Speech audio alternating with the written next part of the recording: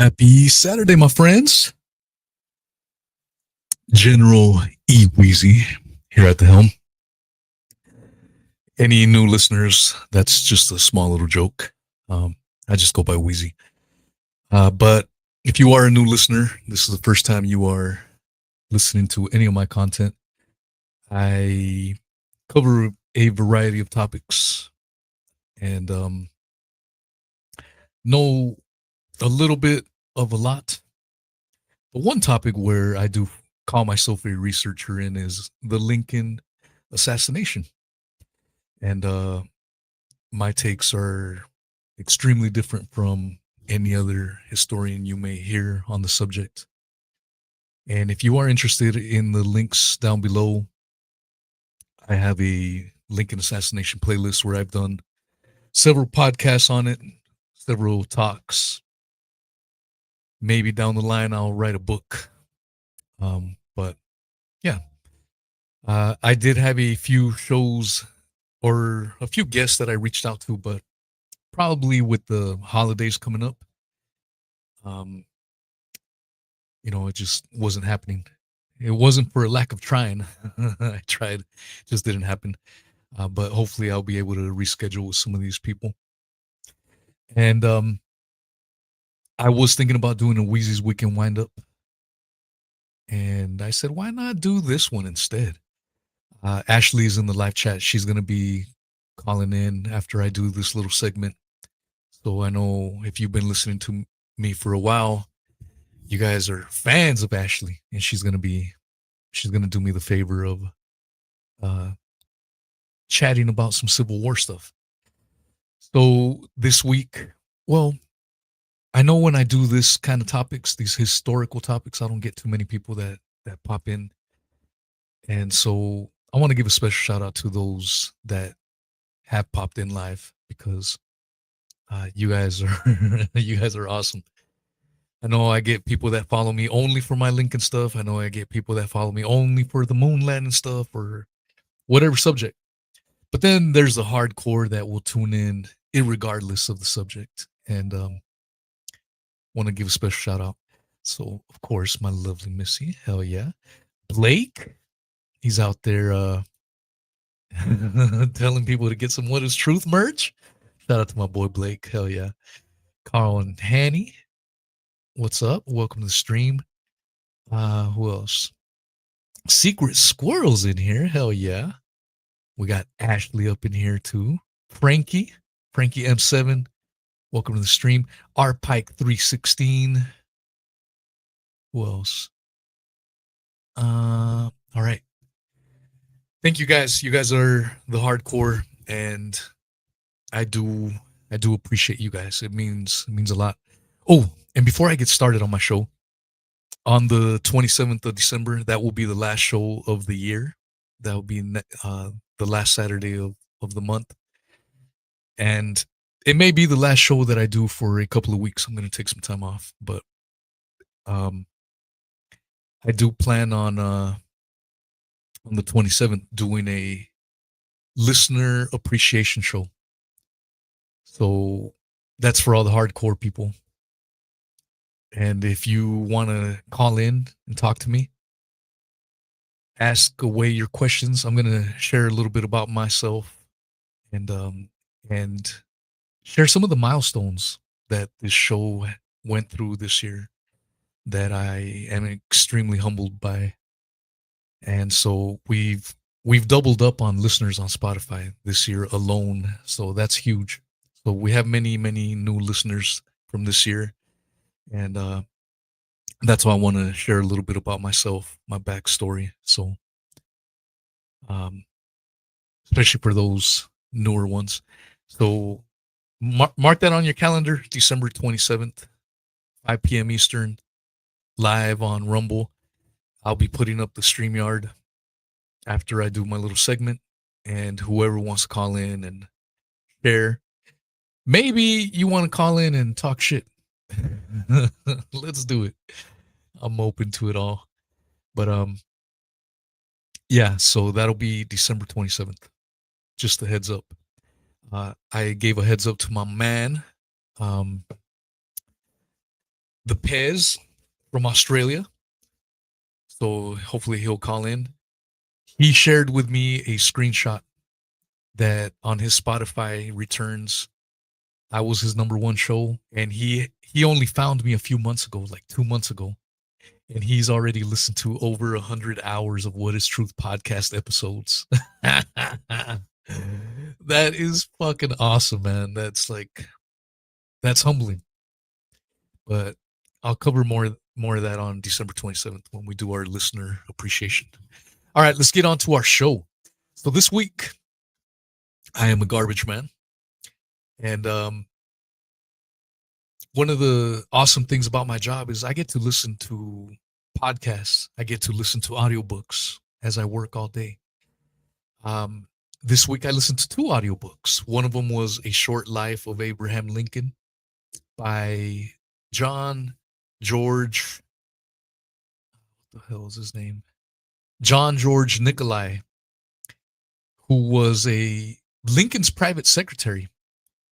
And he put that book out like 100 years ago or whatever. It's 18 hours. And I have the link to that podcast in the description. So just put in A Short Life. Look for it in the description if anyone's interested. But it was 18 hours.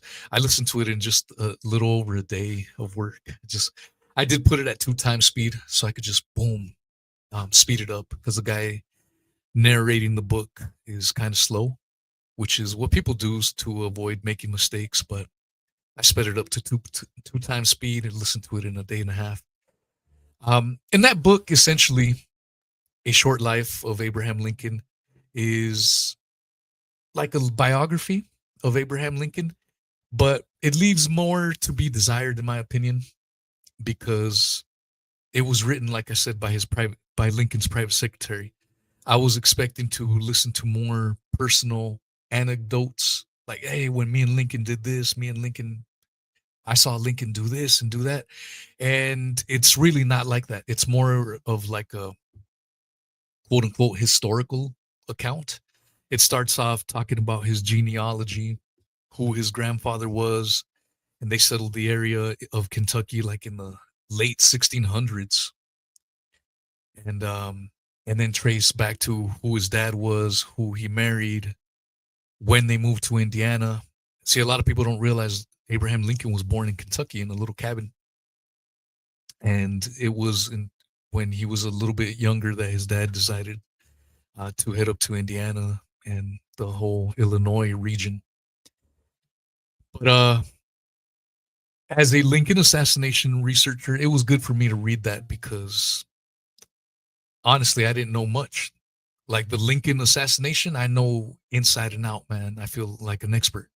But Lincoln the man, I didn't know too much, just a little bit. So it gave me a taste into Lincoln's early life. What you learn in the book there is that he came from very, very humble beginnings, very destitute, didn't have a lot of money, and was illiterate. And he became self-taught. So he was a big dude. Even as a teenager, he was a big dude. So he got into splitting wood, and he was able to split wood more than the average person because he was such a big dude. But in his spare time, he was reading books, self-educating himself. And so you get a bigger appreciation for Lincoln if it's true. Obviously, I have questions of all of history because you never know what's propaganda, what's real. But if the story is true about his upbringing, that he came from humble beginnings, super humble beginnings, real poor, and then became self-taught, that's quite the achievement. Pretty wild stuff. And then he started practicing law. But another interesting little feat of his was because he was young and big and strong. There was a wrestler in town that that dude was known to beat everyone's ass in wrestling, and for a while, everybody wanted to see the wrestler versus Abraham Lincoln.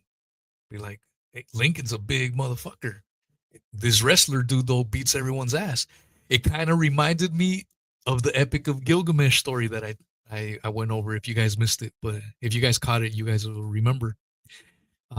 When Gilgamesh and Enkidu first meet, they're they fight, and then after the fight, they kind of figure out that they're both evenly matched. It's kind of a led up according to this story, anyways. When they wrestle, when the wrestler dude, who used to be a loudmouth and be like, "Oh, I'll beat everyone's ass," and Lincoln never really said anything. When they finally wrestle, it ended up being a tie. And after the tie, um, Lincoln and the wrestler dude become homies, kind of like Gilgamesh and Enkidu. So I thought that was interesting. Um, but yeah, he gets involved in politics at an early age after being self-taught, and his career really takes off. People like the way he speaks. Another thing that you get from these accounts is that he had a high pitched voice.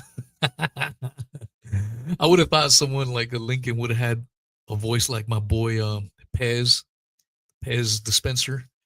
You know, a big dude with a deep voice, but apparently Lincoln sounded like a little bitch. So I thought that was interesting as well. So yeah, it's 18 hours. They do go into the Civil War aspects, obviously the official story narrative and whatnot. But it's interesting if you're into that. They many of the chapters cover that. And then in chapter 37, which was my personal favorite, they go over the Lincoln assassination. So it was good to get the official story from someone that went through it. You know, this dude was Lincoln's private secretary for many years. So from his perspective, going over it, I'm like, oh, that's bullshit. That's bullshit. I'm breaking it down. So my favorite chapter was 37. And if you are interested, like I said, audiobook is free ass audiobook that you can get and listen at your own leisure. The other book that I ended up listening to was the let's see.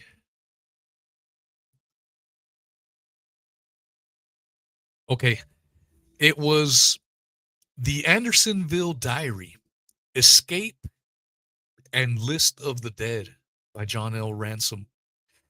That book was fucking amazing, man. Um,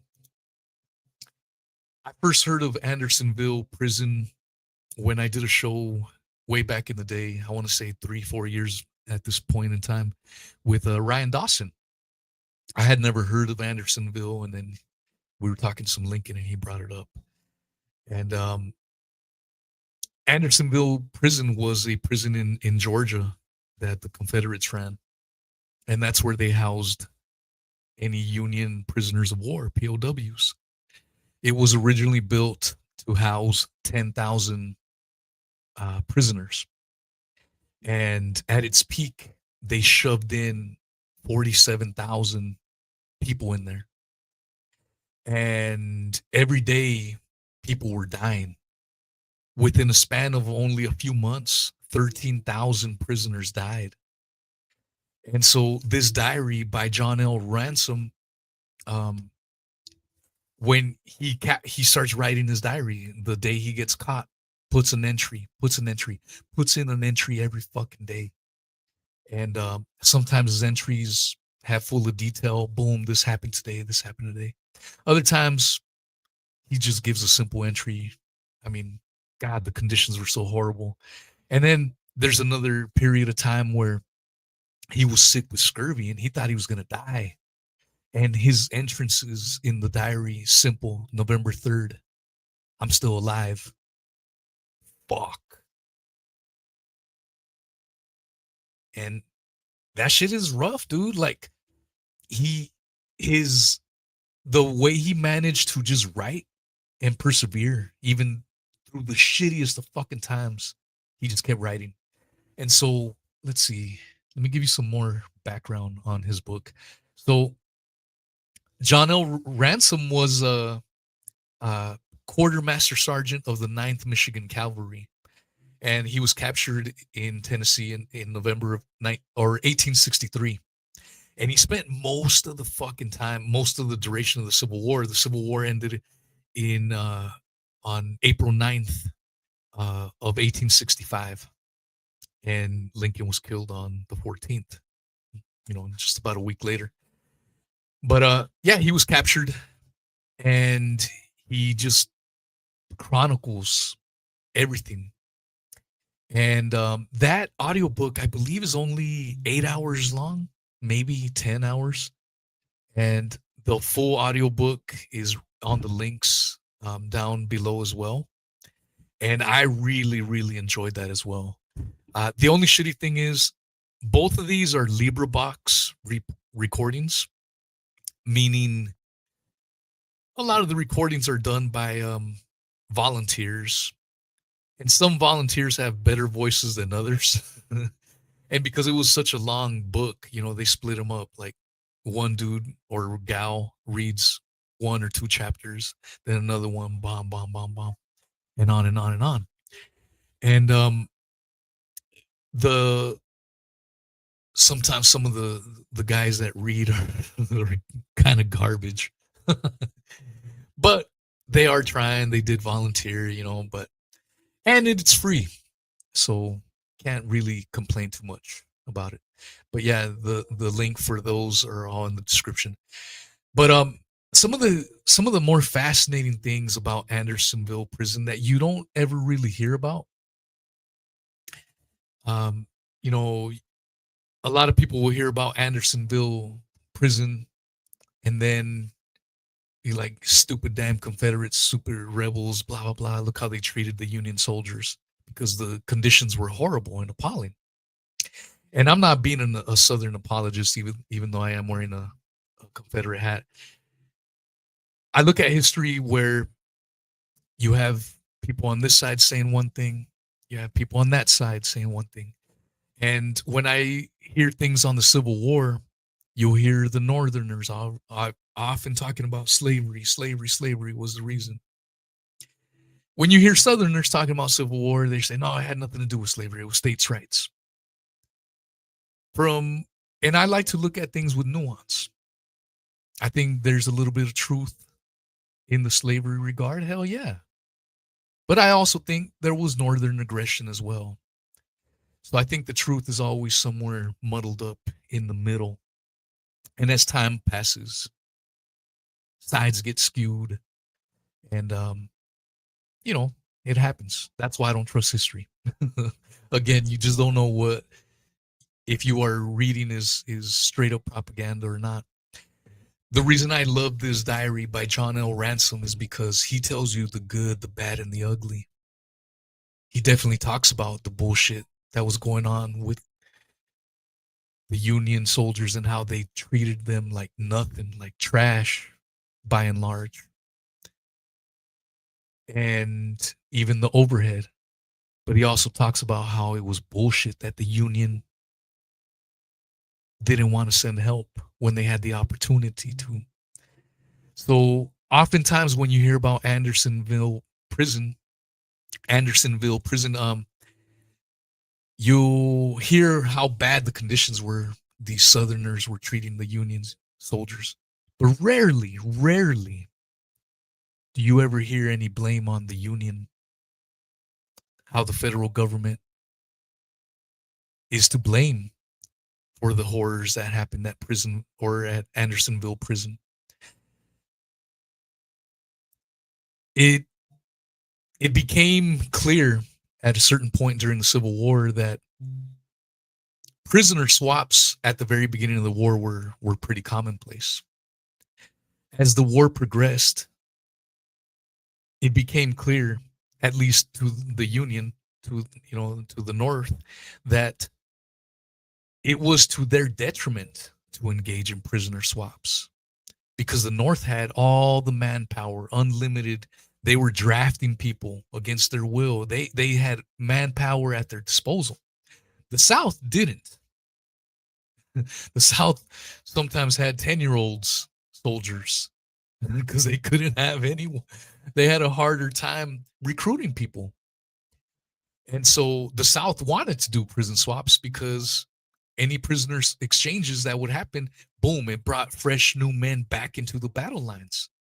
The Union said, damn, that's not to our benefit. So some people may argue, well, it may be a philosophical thing where do you sacrifice these people for a greater good?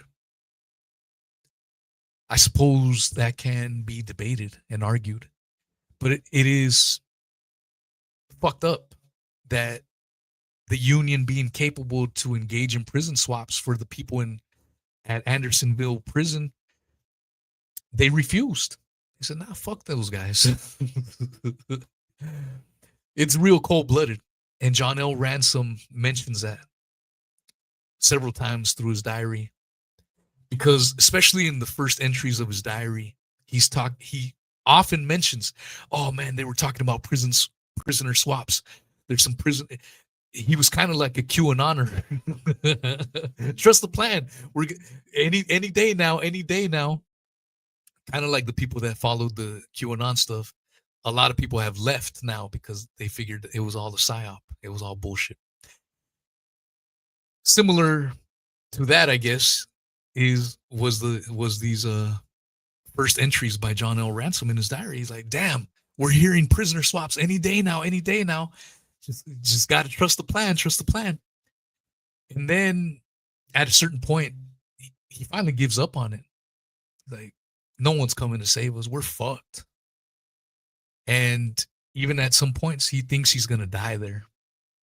But he keeps writing his journal entries in his diary. And yeah, it's powerful. Hollywood did a movie on it. It features Jared Ernick, Frederick Forrest, Cliff DeYoung. It was launched in 1996. I also have a link. It's on YouTube for free, no ads, especially if you watch it through your Brave browser. Watch it there. I'm going to play a clip in a little bit, but I want to talk about a little bit more about Andersonville Prison. And what's up, Dustin? Saw you here. Lone Star, NZ Puff. So it is. So be it. Squeaky. Ronnie Omelets. What's up? These are people that I did not catch at the very end. Oh, I got Landolph. Landolph is on YouTube. I'm going to be on Landolph's, my boy, Landolph. Landolph. I keep calling you Landolph. I'm going to be on his channel tomorrow talking some Lincoln assassination. So shout out to Landolph. He made it out tonight. What's up, Lou Liberty? Hell yeah. Shout out to everyone that makes it out. If I missed you, just keep spamming it and I'll give you a shout out. But I have the video to that YouTube movie. I felt the movie did a real great job, and they based it off of this diary by John L. Ransom. Obviously, it's Hollywood. They added some thematic elements, but to be honest with you, after reading John L. Ransom's diary entries, I feel the movie didn't do it complete justice. And that's not shitting on the movie. The movie was great. It's powerful. If you get queasy, maybe that may not be for you, man, but it's extremely horrific, man, what humans had to go through. And it's part of American history that doesn't really get talked about. I don't know how many people have ever heard of Andersonville Prison, and that's why I wanted to do a show on it, precisely for that. With the little reach that I do have, let people know about these horrible things that happened, even if it was 160 years ago. This is my story. Shout out to you if you will watch the movie. Hell yeah. Yeah, man. So when you read these diaries, some of the key takeaways that I got were how very little he talked about Lincoln in his diary entries. He mentions them a couple of times in the diary entries. And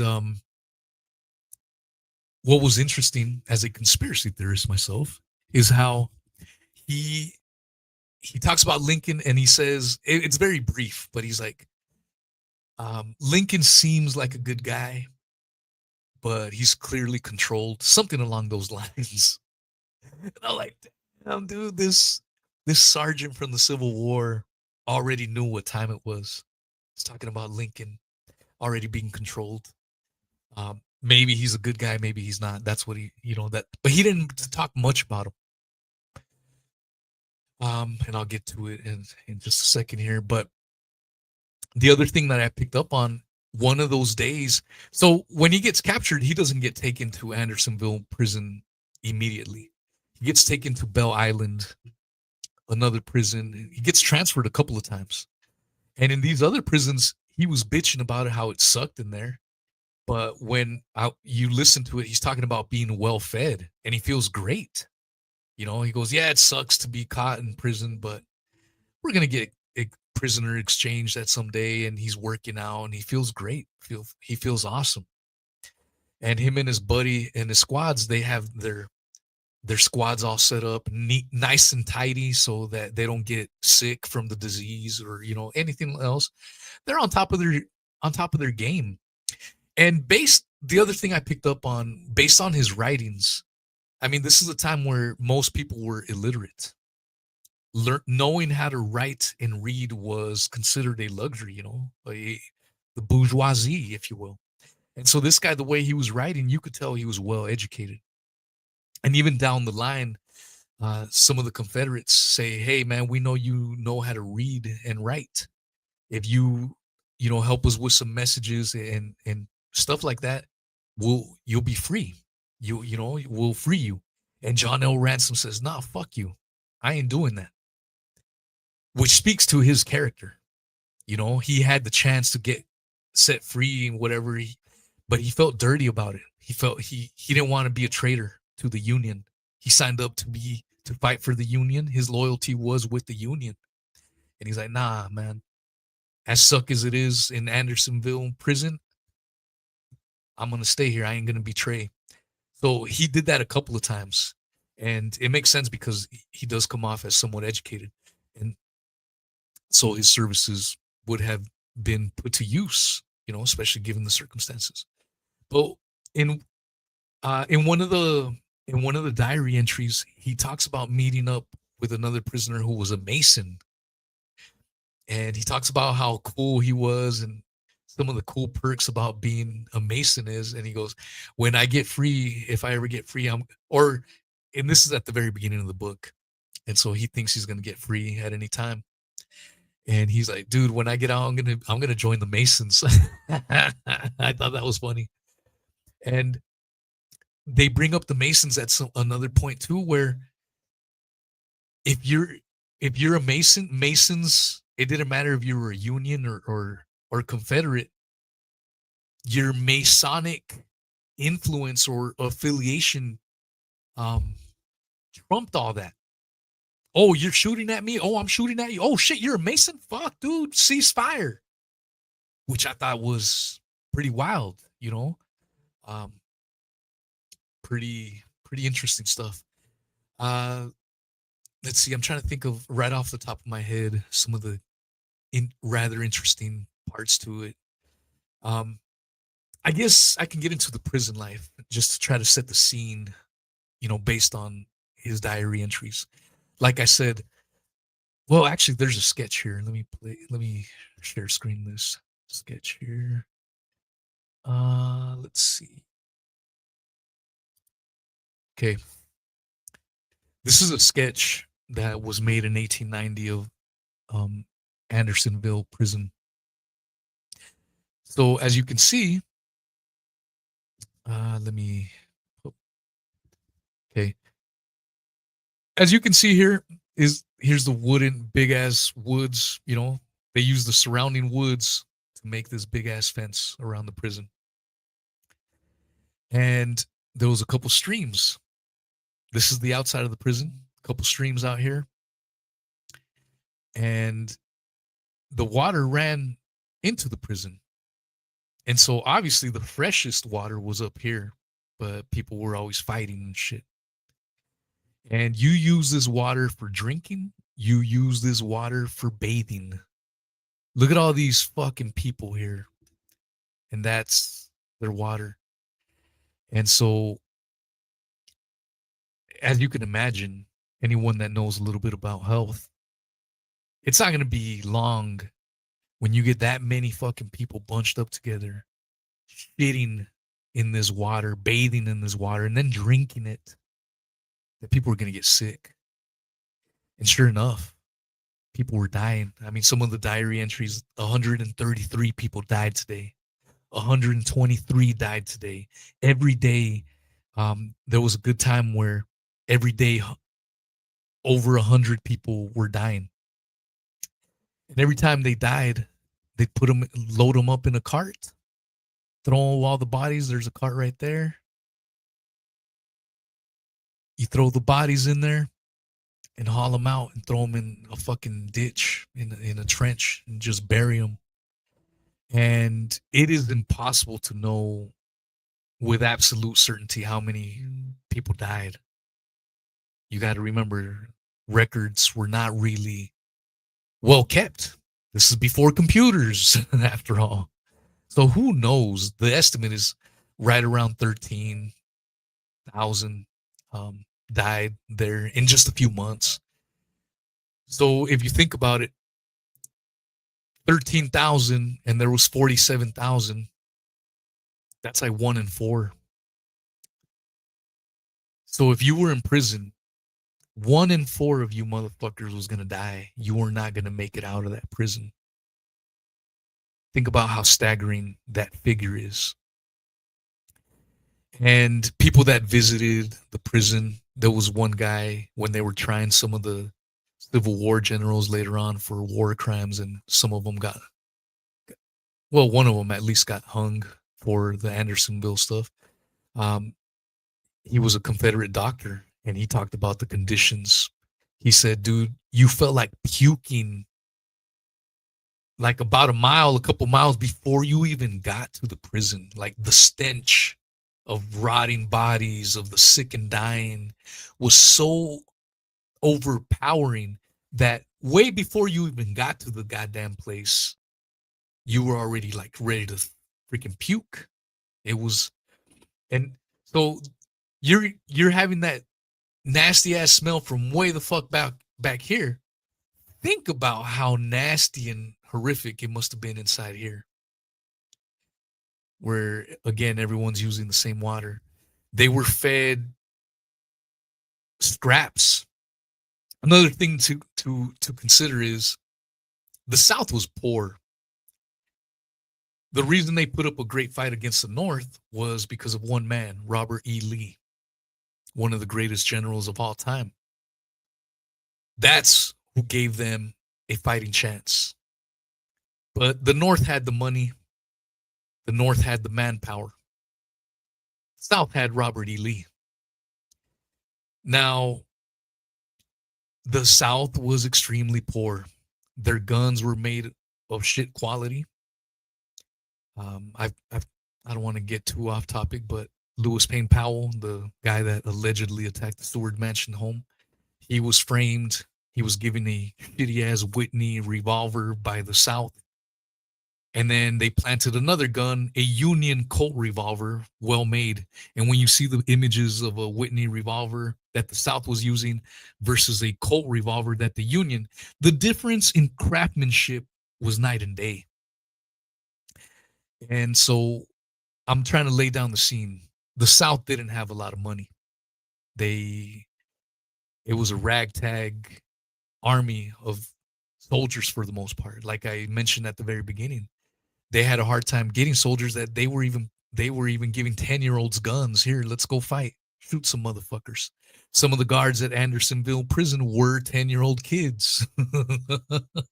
It was a different fucking time.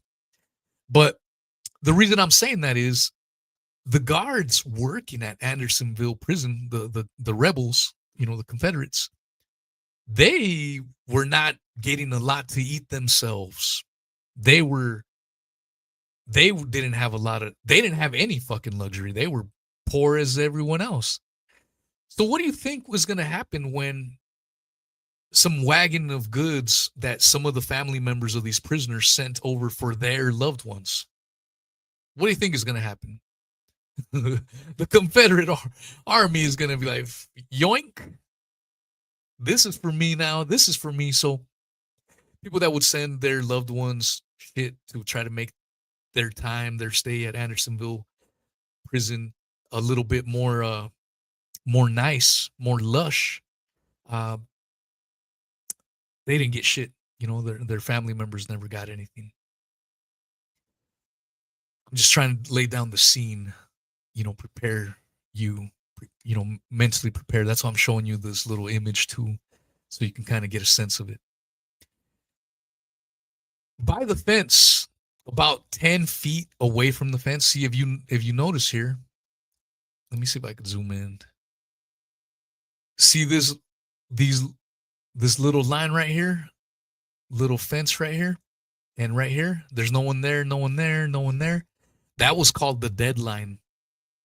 If you were anywhere near this fence to try to make an escape, you were shot on sight. Some of the prisoners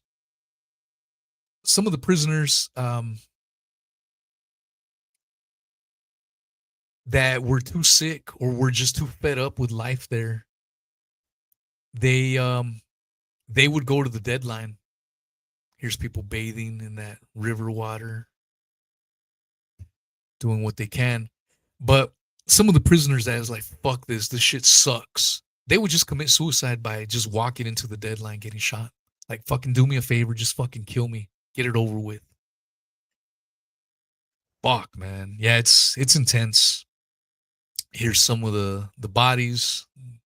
They get carried away down the line. Yeah, it's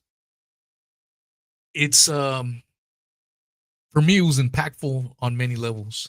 How humans react under certain circumstances. What's up, Karen? What's up, Metal Mama? What's up, Knights of the Storm? Anyone else I miss? Yeah, it's I don't know. I guess until you're in that situation, you don't know how humans are going to act. Another interesting thing about the Anderson prison life, based on John L. Ransom's diary accounts, is that soon after moving into Andersonville prison, they quickly figured out that there was a gang that they called the Raiders. The Raiders were comprised of other, Union soldier POWs, but they were the head of a big gang called the Raiders, and 6 of them was on top. And these Raiders would prey on everyone and anyone. If you were a new prisoner, like let's say you were newly captured and you were shoved into Andersonville prison, the fucking Raiders would jump your ass and steal all your. If you had new boots, you came into prison. Well, at least I got new boots on. Not for long, motherfucker. and they would do that, and they would steal goods to barter amongst themselves. You know what I mean? It was chaotic in there, and they killed a lot of people. The Raiders did. If you didn't abide by their laws, by their rules, they took you out. And they killed a lot of people in there. And so a lot of the people in that prison became scared of them. They became scared of them and didn't they knew not to mess with the Raiders. And at some point, they finally figured out there's more of us than there are Raiders. We're going to do something about it. And according to John L. Ransom, they asked the Confederate prison guards, hey, is it all right if we conduct our own trial and do our own verdicts and carry out our own sentences on the head of the raiders. The prison staff said, all right, yeah, sure, why not? And they gave even the prisoners a fair trial. They were trying to show that the union is about giving fair trials. That's what the union's about. So they gave them a fair trial. And they ended up hanging 6 within the prison walls of the head raiders. And in the movie, they do show that. They do focus a little bit on the raiders because it's a crazy part of it. Steve is in here. What's up, Steve? Talking smacks. And actually, let me play you a clip. I'm gonna show you a clip of the movie, and it's right there on that screen, or on that little scene where they're taking. This is where they give the raiders, 6 of the raiders that they said were the leaders of the gang. They're giving them a little trial, and some of the witnesses are talking about the stuff that they saw the raiders do and why they deserve to die, for what they engaged in. So let's play that. I'm brought here. Do you swear to tell the truth, the whole truth, and nothing but the truth, so help you God? I do. You can sit. What's your rank, soldier? Private. All right, Private, you tell us what you saw. I've seen each of these 6 men murdered. They've robbed. Tell them what happened, Corporal. Sergeant, it was the first day that the 184th. Do you swear to tell the truth, the whole truth, and nothing but the truth, so help you God? Yes, sir, I do. You can sit. You tell us what you saw, young man. Sir, I saw that man. That man That's the Colin one that right there. killed my brother Richard. And that little sailor down there cost me my leg the first week I was in it. And the fella in the green has killed a lot of men. A lot of men in here. They're all murderers. Every one of them. Every one of them. So that's a little taste. Again, the link to that movie is in the description. So if you guys want to watch it. And yeah, another thing that I kind of glossed over when we saw that image of the Andersonville prison, what did you notice? It was bare. You could see a forest of the trees that were not cut down, but right there in the middle was bare as hell. And I'm from the South. I'm in southern Florida. Georgia's just up from me. The humidity during the high-end part of the summer is intense. Can you imagine you're just out there in the sun? John L. Ransom says that they were all so dark. He goes, you could have swore we were Negroes. That's how dark the sun burnt them to a crisp. And obviously people don't realize, but the South gets cold as well. And there was a couple times where they were super cold and they didn't have any clothes. Some of them barefoot, and you're trying to deal with the elements. And due to the unsanitary conditions, people were getting scurvy. People were getting some super nasty diseases, and that's what John L. Ransom at one point gets scurvy, and he thinks he's gonna die. And like I mentioned at the very beginning, that's one of the stronger parts of his diary. He doesn't even give you any detail or nothing, man. It's just like, I'm alive today. Next day, I'm still breathing. Next day, and he does that for 2 weeks in a row. I'm like, God damn. There's one where he's like, man, I was so sick the last few days. That's why I just wrote quick entrances. But I was so sick I couldn't even pick up my hand to write anything. And he survived that.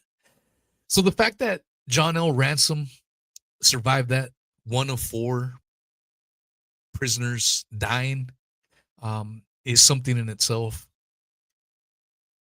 And I already went over how the union had the ability to perhaps save, um, do prisoner exchanges and let some of these guys free, and they didn't.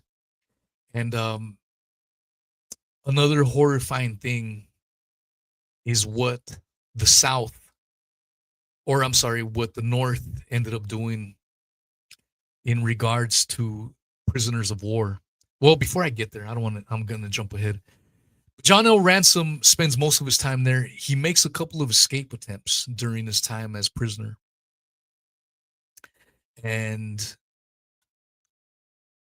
the other thing I forgot to mention that you don't see in the movie, but he talks about there was several Native Americans that were Union prisoners of war too, which I was like, oh shit, that was my uncle could have been in prison there, chilling with John L. Ransom. Talks about one Indian dude that was just a huge Native, that would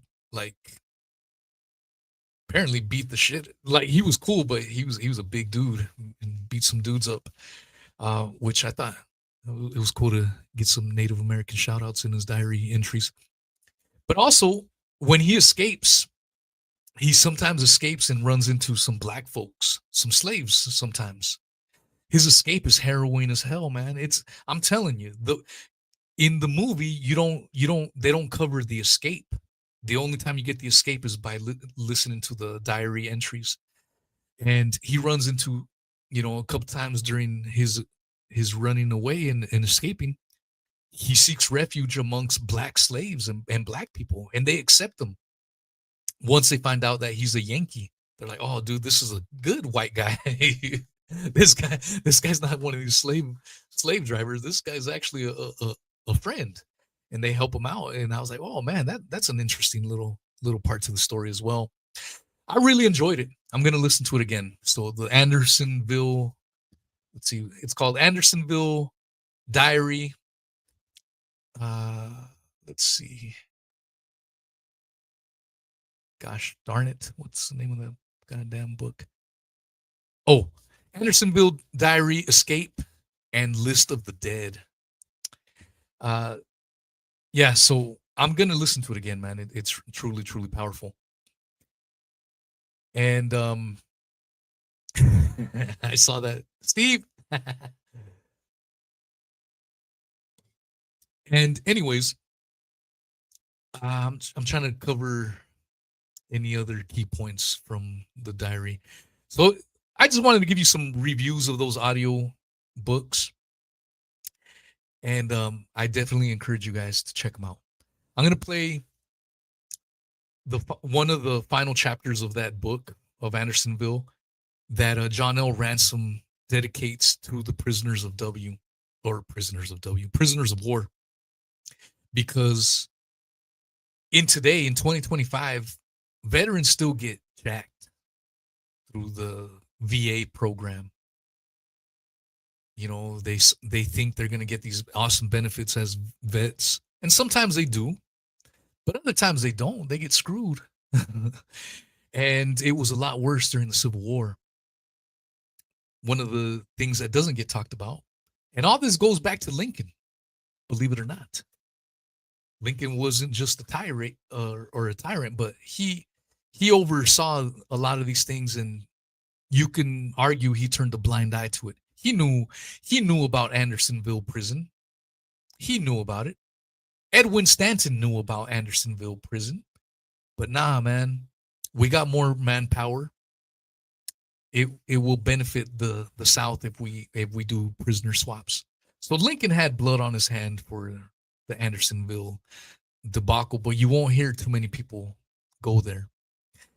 The other thing is how prisoners of war from different camps, but especially from Andersonville, were treated after the war. And I'm not going to explain it to you. I'm going to let you listen to it from the audiobook. Pay attention to it. And while I do this,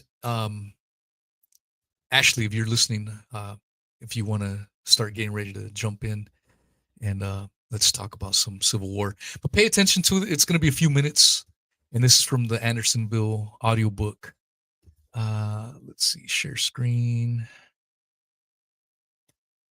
And pay attention to what John L. Ransom's complaints are of how veterans were treated after serving their country, the Union, and look how they were treated.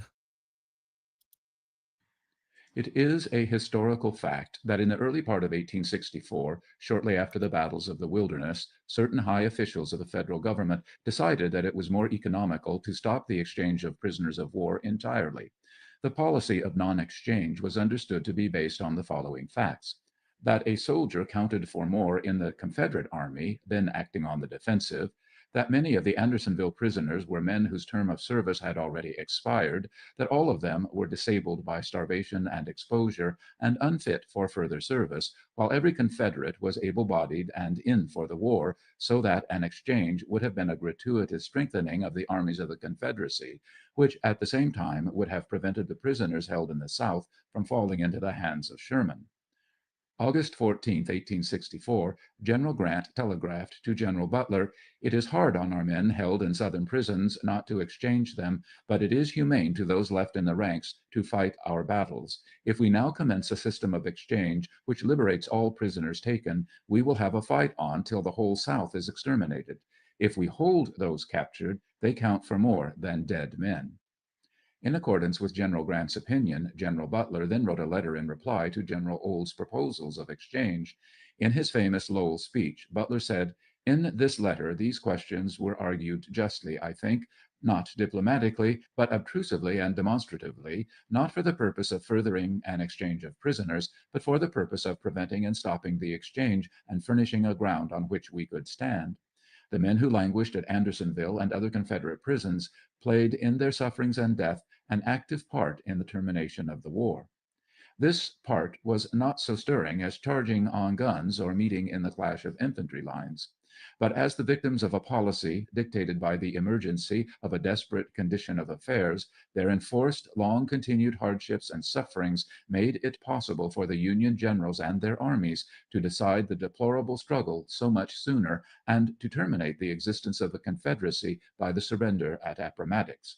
No soldier or seaman in this or any other country ever made such personal sacrifices or endured such hardships and privations as those who fell into the hands of the Confederates during the late war. The recital of their sufferings would be scarcely believed were they not corroborated by so large a number of unimpeachable witnesses on both sides. Colonel C.T. Chandler's CSA report on Andersonville, dated August 5, 1864, in which he said, "It is difficult to describe the horrors of the prison, which is a disgrace to civilization," was endorsed by Colonel R.H. Chilton, Inspector General CSA, as follows: "The condition of the prisoners at Andersonville is a reproach to us as a nation." The 60,000 graves filled by the poor victims of the several prisons tells a story that cannot be denied or misunderstood. When we consider the hardships and privations to which these men were subjected, the wonder is not that so many died, but that any survived. We submit it is hardly possible that any man who was subjected to the hardships and inhuman treatment of a Confederate prison for even 2 or 3 months only could come out any other than permanently disabled. Statistics show that of those who were released, nearly 5% died before reaching home. In a few instances, there was a roll kept of 30 to 50 of those men who, when released, were able to travel home alone, and it is now found that nearly 3/4 of the number have since died. The roll of the Andersonville Survivors Association shows that during the year 1880, the number of deaths averaged 16 1/3% of the total membership, showing an increase of 5% over the death rate of 1879. But few of the most fortunate of these survivors will live to see the age of 50, and probably within the next 10 years, the last of them will have passed away. Congress has from time to time enacted laws most just and liberal, or that were intended to be so, toward the men who were disabled in the late war, but a large majority of the prison survivors are excluded from a pension under these laws. This comes partly from the unfriendly spirit in which the pension department has been administered for the last 6 years, and partly from the peculiar circumstances surrounding their several cases. Many paroled prisoners on reaching the Union lines were at once sent home on furlough without receiving any medical treatment. The most of these were afterwards discharged under General Order No. 77, dated War Department, Washington, D.C., April 28, 1865, because physically unfit for service, and hence there is no official record whatever as to their disease. If one of those men applies for a pension, he is called upon to furnish the affidavit of some Army surgeon who treated him after his release and prior to discharge, showing that he then had the disease on which he now claims a pension. For reasons stated, this is impossible.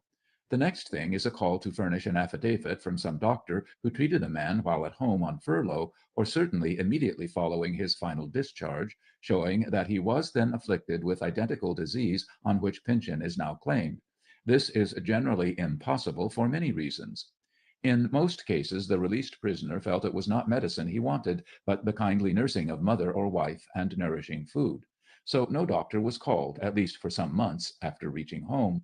In the instances where the doctor was called, not infrequently he cannot now be found, cannot swear that the soldier had any particular disease for the first 6 months after reaching home, as he was a mere skeleton from starvation, and it required months of careful nursing before he had vitality enough for a disease to manifest itself.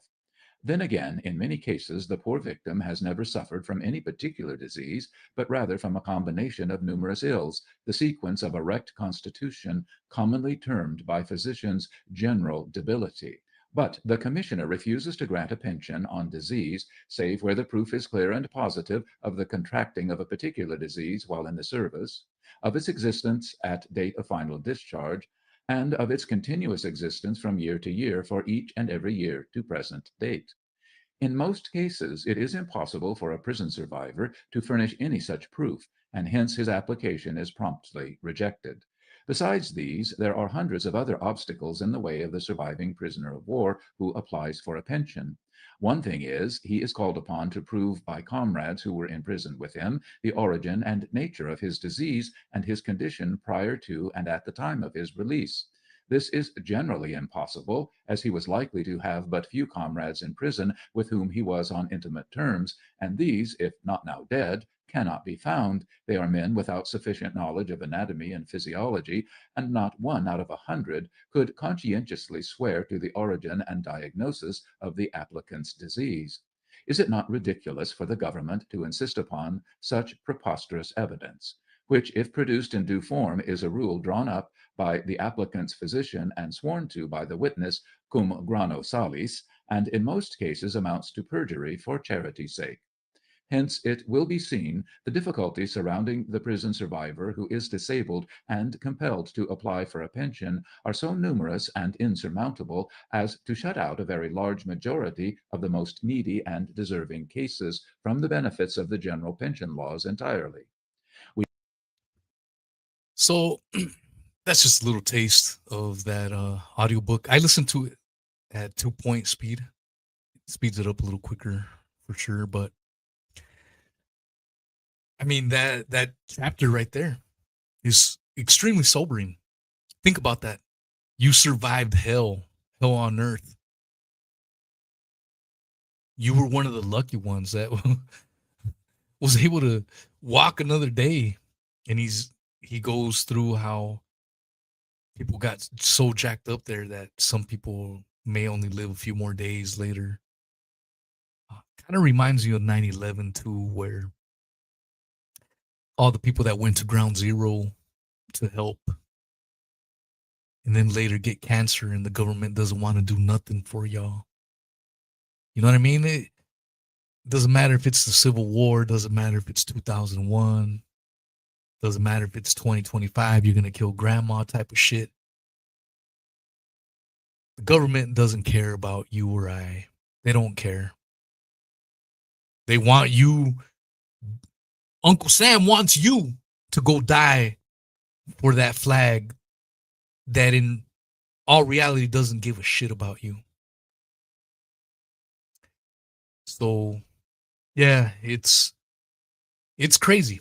I really enjoyed it. It was, I already had a little idea of Andersonville, but to listen to all the diary entries by John L. Ransom, I really enjoyed it. Not in a good way, just sobering way.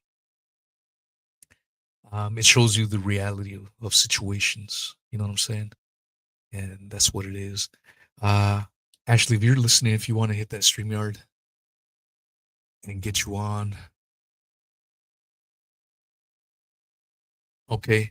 Steve, check your X. We're gonna get not only Ashley, but Steve Hoyt Conan is gonna join us, talk some Civil War. And what's up, Ash? Hello. Harry? What the hell's going on here? I'm just kidding. How are you? I am doing very well. I was listening. I was watching the chat on my computer, but I was listening on my phone. So, Oh, you're and I fine. was, of course, engaged with the chat, which is always fun. I love the chat. Yeah. I honestly didn't expect to have a little crowd, so I want to thank everyone that made it out. I didn't usually when I do these kind of shows, like no one really shows up, only the hardcore of the hardcore. But today we had a little bit more people. So I am super, super humbled by that. Thank you everyone that's made it out. Steve, if you are listening, I'm gonna send you check your X. I'm gonna send you a StreamYard so you can join us as well. This will be a lot of fun. Steve knows quite a bit of the Civil War, and this should be a fun chat. Just sent it over, my man. So hop in when you get it. Yeah. Oh, how the hell did I do that? God, gosh darn it. Okay, there we go. So what do you think, Ashley? Ashley, you've been on a few times, and every time I've had you on, I don't know if you've gone back and looked at people's comments and stuff, but they enjoy you, they love you, and I do too. You kick ass. We love your vibe and all the knowledge nuggets. God, that was a tongue twister.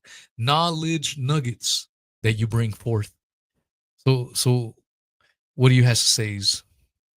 Well, thank you so much for inviting me on. I always love chatting with you. You know that we have a good back and forth, so it's always a lot of fun.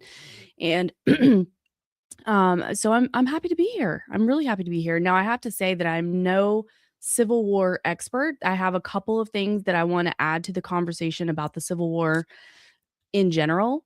And I think there's some interesting things to at least think about and discuss. But as far as Andersonville prison, this is new to me. I haven't really dug that much into the Civil War in general, and I hope to work my way back because I kind of, as you know, I've been really digging into Vietnam, and I think there's a lot of importance for every war. It's been very historical, and of course, there's a lot of what we're told, especially in a public school system, of whatever is the official narrative, and they're usually leaving out everything. Yeah. Steve just messaged me that he's got to run, so we thought we were gonna have him on. No worries, we got a show right here with the badass Ashley Think Change Repeat. What were your thoughts on Andersonville prison? You said you didn't know much about it. I was trying to paint a picture from what I based on the diary entries that I read. Try to I don't think I did it justice. There's no way in hell you could ever do something so horrible justice. You know what I mean?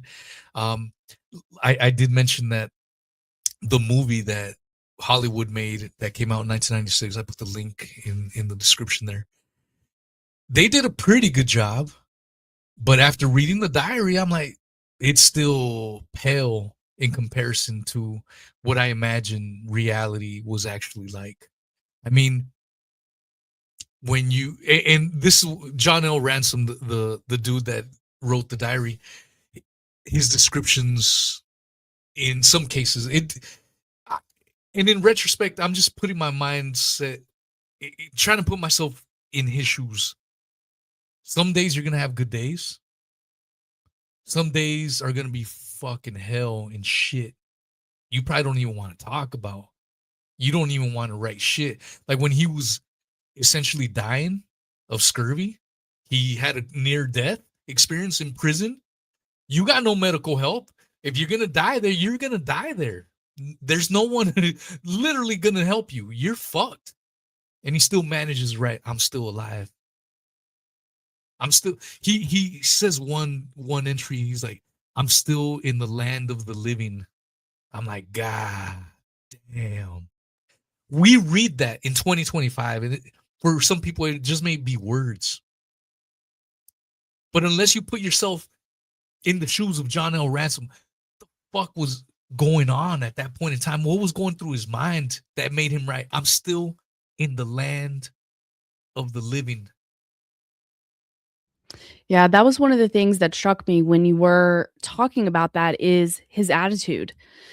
I feel like it puts so many things in our troubles and our problems in the modern day time into perspective when somebody is living in that situation. And it also it brought up for me this situation that many prisoners are still living in today.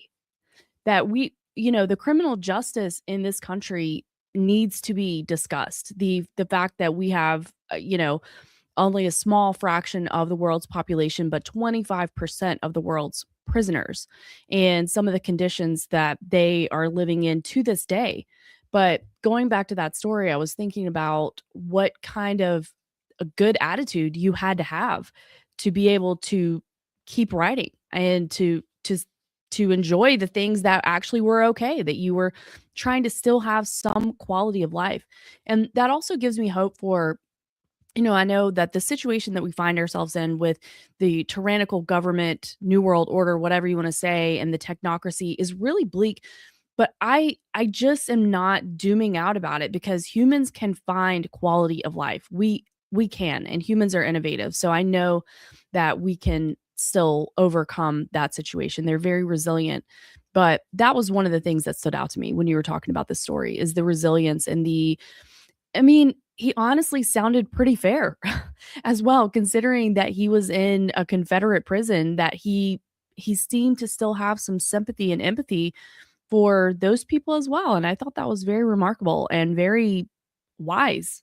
Some of Yeah. these things we don't, a lot of us don't understand until it's in hindsight. Hindsight's 2020, but he seemed to have a wisdom that kind of transcended that, which I was really impressed with.